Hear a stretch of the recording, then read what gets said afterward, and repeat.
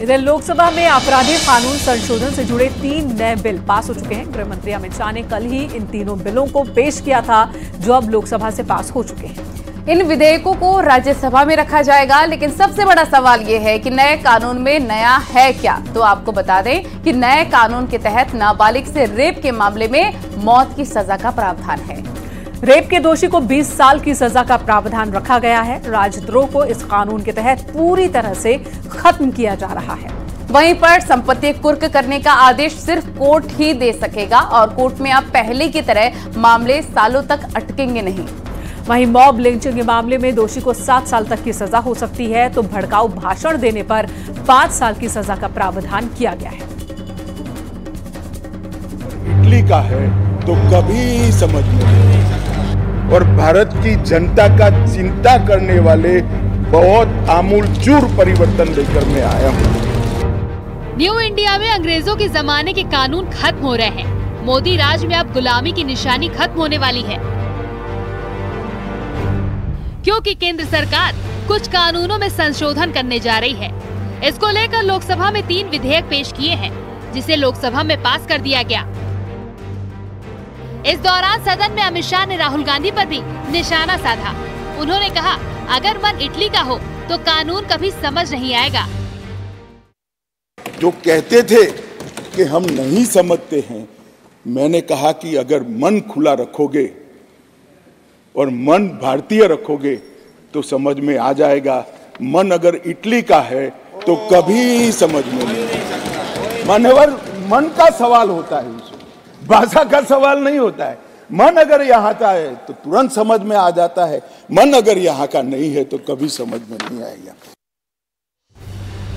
इन 3 विधेयक में एक है इंडियन पेनल कोड, एक है क्रिमिनल प्रोसीजर कोड, तीसरा है इंडियन एविडेंस कोड। बिल के मुताबिक नए कानूनों के तहत कुल 313 बदलाव किए गए हैं। नाबालिग से दुष्कर्म में मौत की सजा, भड़काऊ भाषण पर 5 साल की सजा, गैंग रेप में दोषी को आजीवन कारावास, मॉब लिंचिंग पर 7 साल की सजा, अपराधी का रिकॉर्ड होगा डिजिटल। केंद्रीय गृह मंत्री अमित शाह ने कहा कि इस कानून के तहत देशद्रोह जैसे कानून निरस्त कर रहे हैं। साथ ही कहा कि इस विधेयक के तहत लक्ष्य तय किया है कि दोष सिद्धि की दर को 90% से ज्यादा किया जाए। नए विधेयक में भीड़ की तरफ से पीट कर हत्या करने के मामले से संबंधित नए प्रावधान किए गए हैं। साथ ही नाबालिग से दुष्कर्म जैसे मामलों में मौत की सजा का प्रावधान किया गया है। करीब 150 साल पुराने 3 कानून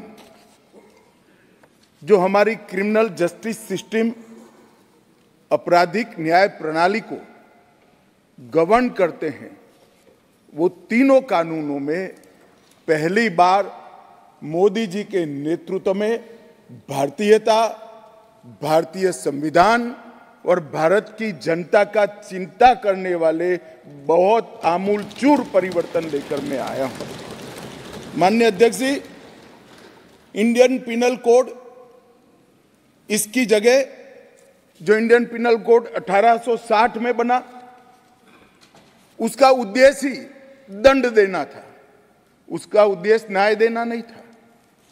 उसकी जगह भारतीय न्याय संहिता 2023 इस सदन की मान्यता के बाद पूरे देश में अमल में आएगी।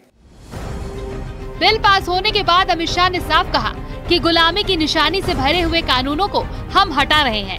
दंड देने वाले नहीं, बल्कि न्याय दिलाने वाले कानून हम ला रहे हैं।